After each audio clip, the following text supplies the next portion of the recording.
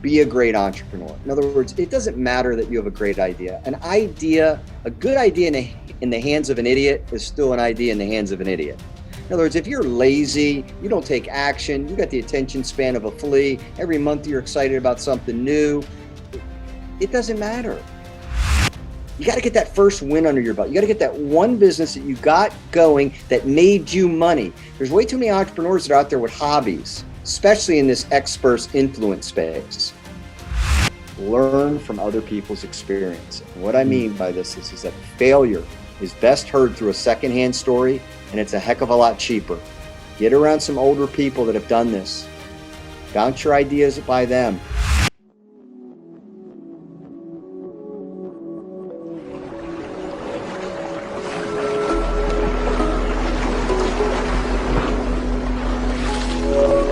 Hey, what's up, masters? Welcome to another episode of Path to Mastery. And today, my friends, we have a special treat for you entrepreneurs because we have the host of the 10-Minute Entrepreneur Podcast, as well as a author of an awesome book called The 8 Unbreakable Rules for a Business Startup.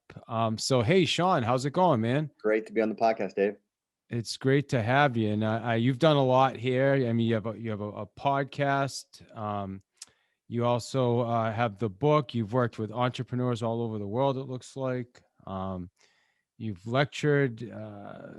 You've So some you're of the basically saying you're world's old. finest colleges. You've done all kinds of good stuff. So over a long period of time.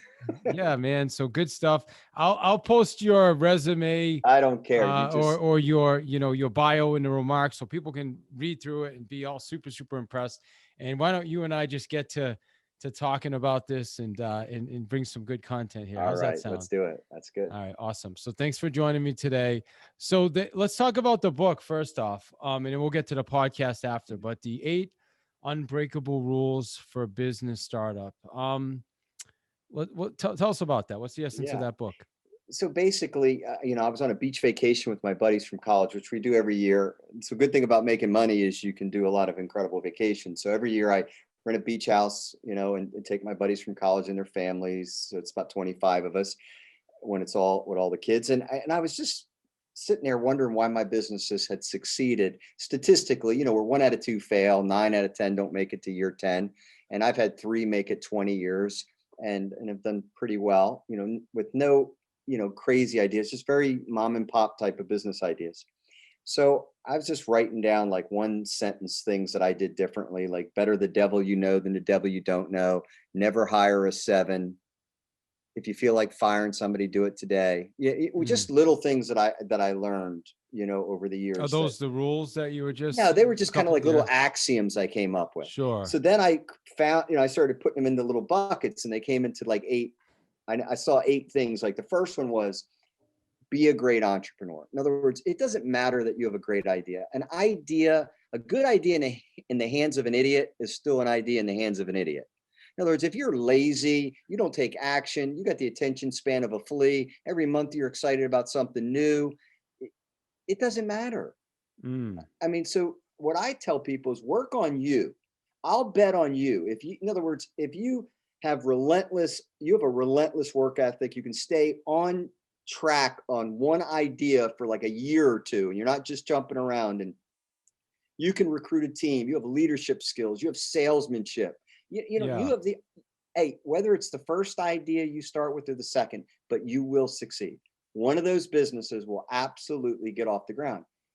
The other side of that is if you lack all those things, you don't have no leadership, you can't recruit anybody to work with you, nobody likes you, you couldn't, give away eyesight to a blind man. You have none of these skills. It doesn't matter. So the first thing I realized is I thought my businesses did well because I have some unique, those gifts that I talked about, I'm really strong at. And so I felt like, these entrepreneurs, needed to focus on themselves, bet on good people. Sure. So to go a little deeper on that. Yeah, please.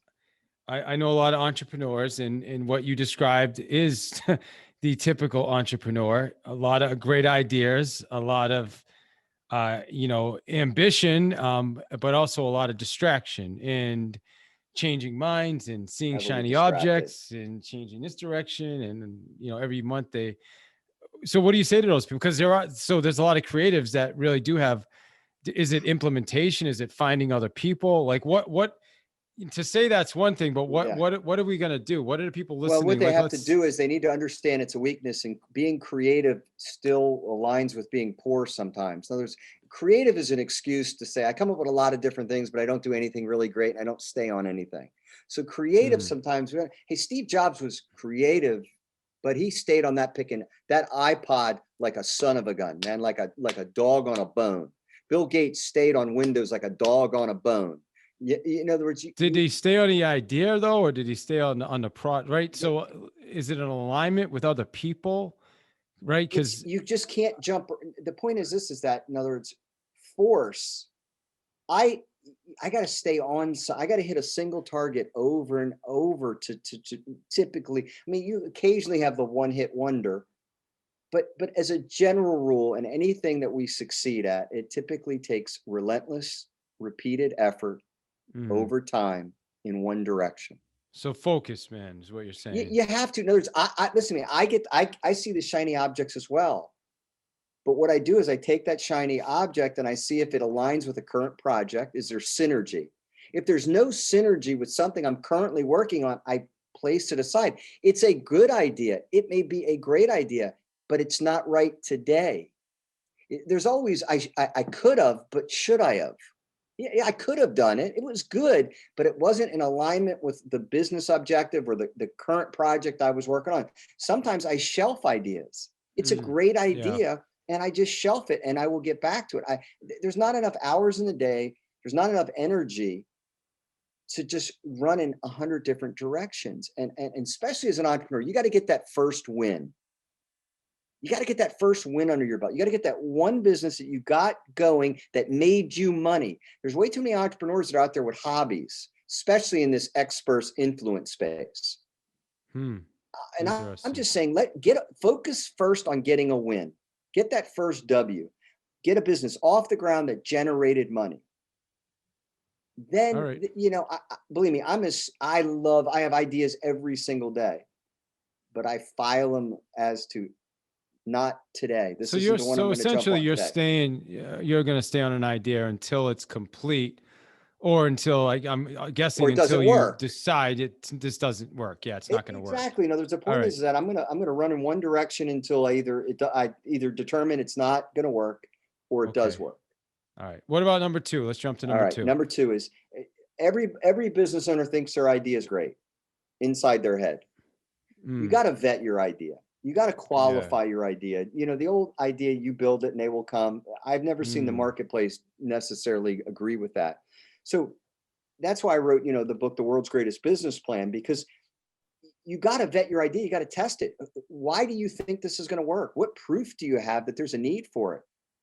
You got to do some degree of vetting on your idea. Again, every entrepreneur thinks an idea is good in their head. Sure, And because it's and my idea. Of course, I just right. came up with that. It's got to be the That's good. best idea, And I run it by right? my friends and family, and they don't want to crush us. Of course, So yes. they either do one or two. They're jealous of you. Nothing will work. Nothing will work. You have either that side of the family, or, oh, David, are you kidding me? You're going to do so great, honey. Whatever. So So, you so got to how do you vet vet it. it, Sean? How do you vet Okay, it? very So, like, simple. give me some idea. Okay, Us listeners. right. Run a one-page website and try to pre-sell it. An easy problem is to sell something where there's a demand. But have a product and no demand and solve that problem. That's a hard problem. Creating demand is a hard problem. Fulfilling orders is the easy problem you want to have. Somebody is highly interested in something that you're going to sell. You don't even have it yet. Okay. Worst case scenario, you're going to send that email back. We're 2 weeks behind in shipping, or whatever the case may be. But that's an easy problem compared to crickets. Nobody's interested. You have a product that nobody wants. You got to test it at a micro level. Do you also have like advisors or people that you go to with these ideas? I had an idea for something that I thought made a ton of sense until I brought it to a few people, and they're like, I don't know. And they made me see other things I hadn't seen. That's why mastermind groups are good. That's why I have business partnerships, and my partners are the opposite of me. I think everything's going to work. I really go into it highly optimistic, and they kind of go, well, Yeah, but did you think of that? What about that? Does that kind of align? Or how many resources are we going to take from something that's already, are we going to kill the golden goose to run on this? So see, all I'm saying is that a business plan, this, and a very simple one. Again, mine's simple. It's not like a 360 page one. Mine only has like 25 questions. But if I gave you a free vacation, seriously, I said, hey, David, $5,000, go have a great vacation. You probably wouldn't get in your car and leave today. You'd probably go, well, am I going to take a summer vacation or a winter vacation? Do I want to go to Florida? Do I want to go to California? Do I want to go to East Coast? Do I want to go another country? What would be the best month to go? Who do I want to take with me? Who do I not want to take with me? How many days do I want it to be? My point is, spend as much time planning your business as you do a vacation. Good point. All Just right, number answer 3. 5 to 7 questions. Yeah. Number 3 is put a plan in place. You know, everybody has ideas, but you go to war with a plan. And business is war. Who's your competition?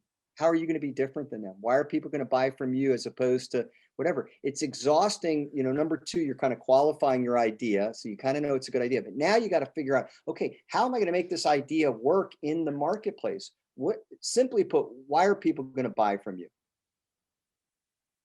Okay, you need to kind of put together a plan. Who are you going to need on your team? How many people are you going to need to hire? Is it going to be just you and one other person? Do you need somebody to open the doors, close the doors? Do you need licensing? Is there a process that you use for that? Like, do you have Yeah, I a do. sheet or some type of a worksheet? Like, I do. And if you go to worldsgreatestbusinessplan.com/free book, you'll get, I'm giving it to you for free. It's an $18 book since we're talking so much about it. I go through like the 25 questions, and it's just a big to-do list. A lot of it is just a big to-do list of, okay, do I need licensing for this? Is there like a department of regulations? Is there a licensing board? You know, not every business you can just start up. So put some planning in. That's all I'm saying. You have an idea of what you're trying to do with this company, what you can spend, what are your costs going to be, business plan. Number 4, protect. This is huge. Number 4 is protect yourself and your business. Hey, listen, you know, you set up a corporation so you don't get personally sued. You get insurance, you know, umbrella policy, you know, general liability, maybe workers' comp, whatever it takes, but you need to protect yourself. Intellectual property. I mean, do you have a trademark? You have a great name, a great tagline, great logo. I mean, look at Nike and all that. I mean, logos mean a lot. Tagline, I mean, trademark it. Do you have any like copyright information? Do you have patents? Intellectual property. Are you a partnership? Do you and your business partner have a partnership? How are you guys going to divorce? What's the profit breakdown? What happens if one of the partners stops doing a key responsibility that right now you're counting on? I can go on, but you got to put some guardrails in place so that, you know, so that you don't have any problems there. So you protect yourself and your business. Use a payroll service so you don't have tax issues.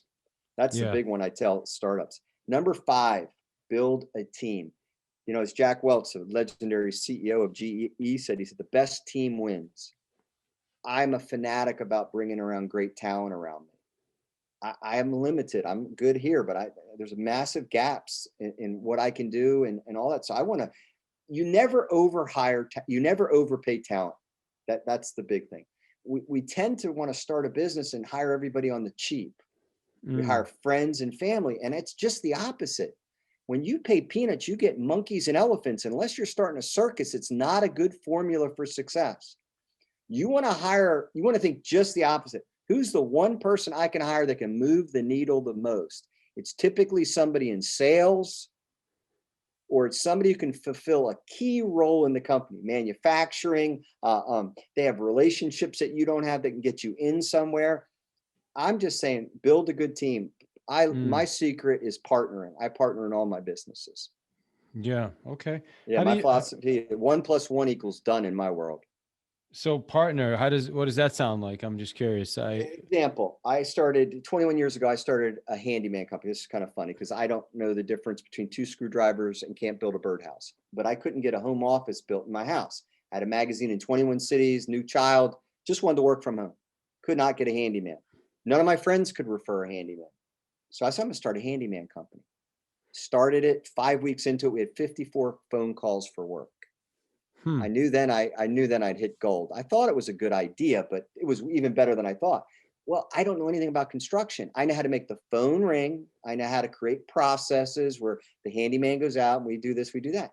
I immediately went out and got a partner. I actually bought a painting company.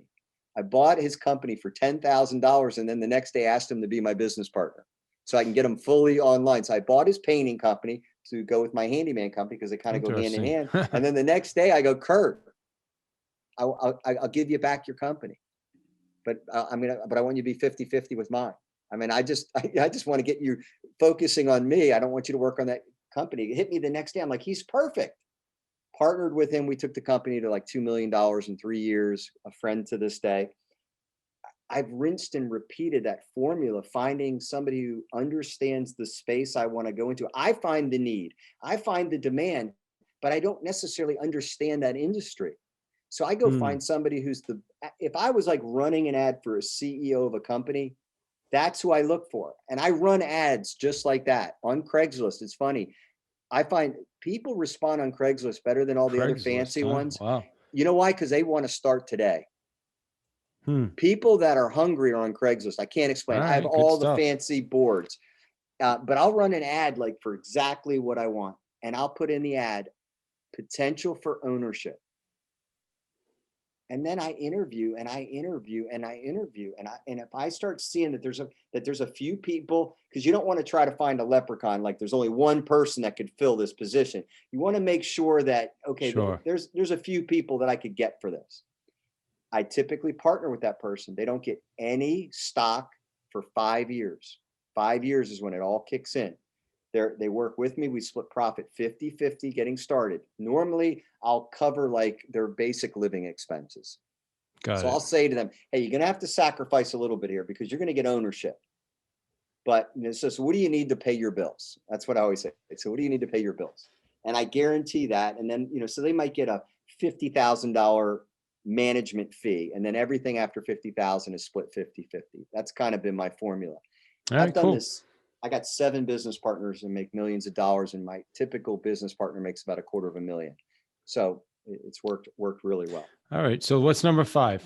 All right. Yeah, that was build a successful team. That's 5. Number 6, marketing is not optional. Gosh, if I hear social media, I'm going to do it social media. Now, we're a word of mouth business. There's no such thing as a word of mouth business. I don't know, but Rolex still tells you they make a great watch. You watch the Super Bowl. I don't know if you know, but Budweiser sells beer, but they're going to remind you 6 times during the Super Bowl. You got to have a conveyor belt in place that brings you new customers. You've got to systematically be able to attract new customers. That is the key component in business. So marketing is absolutely not optional. Too many small businesses, they get started and the first thing they cut is the budget on advertising. The second they need money, they stop advertising. It's the first thing to go every time. And it's an absolutely huge mistake. Number 7, know your numbers like a stinking savant. Like, when I grew up, you had a baseball card. You knew your favorite player's batting. Tony Gwynn, you knew his average 332. You knew everything. You got to be the same way in business. You got to know, what does it cost for me to operate my business every day, every week? What does it cost per month? What do I make profit per person? If you have a service company, I know exactly what I make on every one of my people. If you're selling a product, what's my profit margin? Next month, is it the same? Did it go down? Did it go up? Did my costs go up? The problem is too many business owners, they meet quarterly with their accountant. There's way too much that can happen in 90 days in the life of a startup. A startup is like flying a kite. It only takes one big breeze to bring that thing down. So you got to be hyper alert to your numbers early on. So number 7 is know your numbers. And then number 8, man, this is where we talk about getting mentored and getting in a mastermind group, getting in a network. Learn from other people's experience. And what I mean by this is that failure is best heard through a secondhand story, and it's a heck of a lot cheaper. Get around some older people that have done this. Bounce your ideas by them. You're talking, example, you're setting up a new business, and what do you want to do? You want to get this great location. So your tendency is to do a 5-year lease. Not this guy. You come to me, I'm going to tell you, we're going to do a temporary location, temp everything. Okay, we're going to set this up for 90 days. If it takes off, we're going to have plenty of money to tell everybody where our new location is, but we are not signing a 5-year lease on a startup, period. But the common thing is, oh, it's going to do great. Yeah, they're going to that's give a me a big much mistake. better deal. If I do this for 5 years, they're going to give me like the first 6 months free. Yeah, but they're going to pound the crap out of you for the 4.5. And if you have a loser, that comes over to your personal responsibility. They don't take leases like that without having your John Hancock personally on it. I see this happen all the time. Sure. Restaurants, they're on for a 5-year lease. Not this guy. Yeah, open the doors and they will come, right? That's I wish. So that's the old they're my saying, 8 unbreakable rules. Awesome, man. Well, that's good stuff. I took some great notes right here while you were talking. So people listening to this, what do you think is going to be the biggest challenge now? If somebody listens to this and says, "Oh, wow, that was really good," and I'm going to go do something. What's going to be the challenge? I'm a cinch by the inch guy. I think if you try to do too much too fast, you don't do anything typically. It's like when people ask me, I'm in the fitness, like, how can I lose weight? Go walk for 5 minutes every day for the next 30 days. Then next month, walk for 10. And it's the same way in business. What you should do is start looking around for a good idea.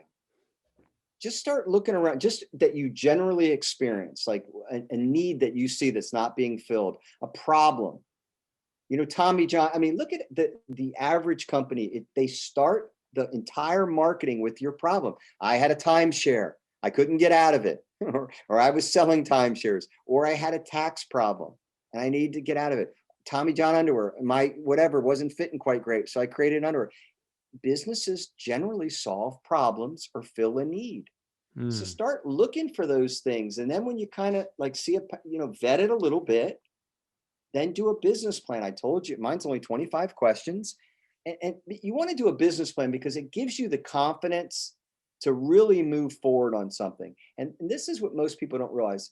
We think all the young people start the businesses. Only 3% of all businesses are started by people under the age of 30. See, that's what most people that start a business are between 30 and 55.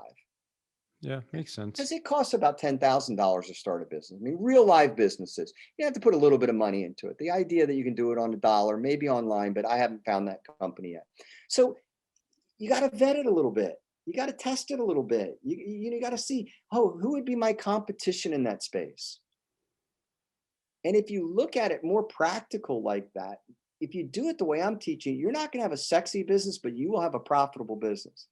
I have made money on so many service companies. You would literally laugh at the simplicity of the companies I've made. I've made my first company. I made $35,000 a year on an auto detailing company called Waxmaster Mobile Detailing. They cleaned my car 2 weeks ago. I sold it like 20 years ago. I started a handyman company that ended up being a multi-million-dollar company with 8 divisions. I've started a house cleaning company. I started a gutter cleaning company that cleaned Christmas lights. I hung up Christmas lights over the holidays, made a fortune, $1,500 to $2,500 to hang people's lights. I mean, I own a digital marketing company. It's the same idea. It's a service company to local businesses. I helped my son start a podcast company. Does incredible. It's a service company at the end of the day. Service companies are so easy because you see a need, it's not being filled, or there's a niche that you can carve in, or something you can do kind of unique, a value proposition or something unique that you can do, and you market the heck out of it. You basically just create the contrast. So you market to people and you say, listen, we do it this way. And the one thing I throw out there, I know I talk fast, is that the best piece of advice I could give anybody, if you didn't hear anything I said, listen to this one thing.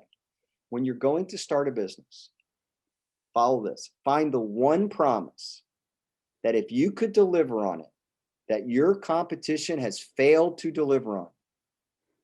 If your target customer heard about it, they would chase you down for your business. Chase you down for your business. Now, let me just go through companies and prove this to be a fact. FedEx, we will get you a package overnight. That is an absolutely audacious promise that they reverse engineered a company to produce. But the one promise is, what if we could get you a package anywhere in the world overnight? Pretty good business idea if you can come through with that. Nike, what if we could get the most famous recognized athletes in the world to be wearing our shoes and our apparel? What if? They did it. They started with John McEnroe and but that was the model. Okay. You can go all the way down the line. Southwest Sure. Airlines. What if we can give you the absolutely best, most frugal rates, nothing fancy, but we're going to let you fly somewhere cheap, no delays. You just keep going down the line, but it typically comes off of one promise that the marketplace is failing to meet. Yeah. Yeah. There's it's funny you say that. I have a quote on my whiteboard over there, and it says, I forget who I got it from, but it's what's the constraint? And I see that every day. What's the constraint? And it just makes me think, like, in what industry, like in real estate and in all different industry, and that's essentially what you're saying. What's the challenge? What's not working? What do people not like? I think Amazon did a great job of filling that gap as well. You just see it all the time, more and more. Everywhere. Airbnb, right? Yeah. Look at Uber. Uber. I mean, Look yeah, at exactly. Grubhub. I am Yeah. addicted to Grubhub. I'm the most least Yeah. technical human being, but I always wanted to hire a chef, and my wife would always give me. I just don't like cooking, and nobody in my family. I married for looks. Nobody My in my wife family can cooks cook well, that good. so Yeah, I'd get divorced if I asked to hire a chef. But yeah, exactly. But now a Grubhub, I got it. I mean, I go to my phone last night. I got the best Oriental restaurant, and I love these people, man.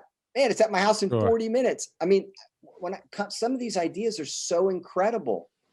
And you look at Grubhub, not only was it a great idea for me, the consumer, but it was a great idea for the restaurant as well. They allowed the restaurants to offer delivery that could never offer delivery. Their model wasn't set up for that. Like the one I've eaten at that restaurant so many times. They've never done delivery. So I want to give, so people, how do they get your download now? They get it for wrote free. it down.